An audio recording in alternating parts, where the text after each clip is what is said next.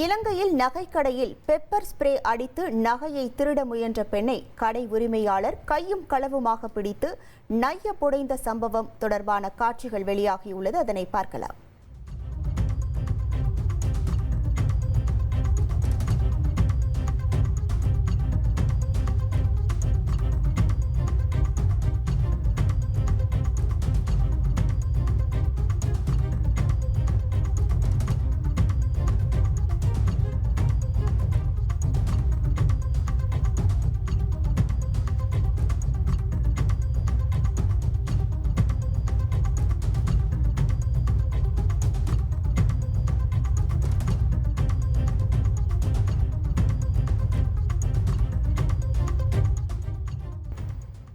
முழு விவரங்களோடு இணைகிறார் நமது செய்தியாளர் கிஷாந்தன். வணக்கம் கிஷாந்தன். இந்த சம்பவமானது எப்போது நடைபெற்றது? தற்போது அந்த பெண் மீது என்ன நடவடிக்கை மேற்கொள்ளப்பட்டிருக்கிறது? முழு விவரங்கள்.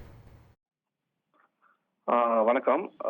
குறிப்பாக இந்தியா வம்சாவளி மக்கள் சேர்ந்து வாழும் நுவல்லியா மாவட்டத்தில் எட்டன் நகர பகுதியிலே இந்த சம்பவம் இடம்பெற்றுள்ளது.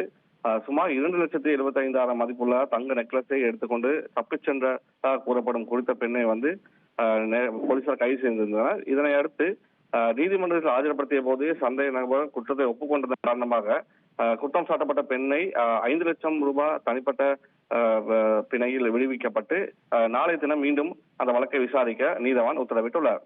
குறித்த அந்த பெண் கொழும்பு பகுதியைச் சேர்ந்த ஒரு பிள்ளையின் தாயார் என தெரிவிக்கப்படுகின்றது. அவருக்கு வயது 26 என அறிவிக்கப்படுகின்றது.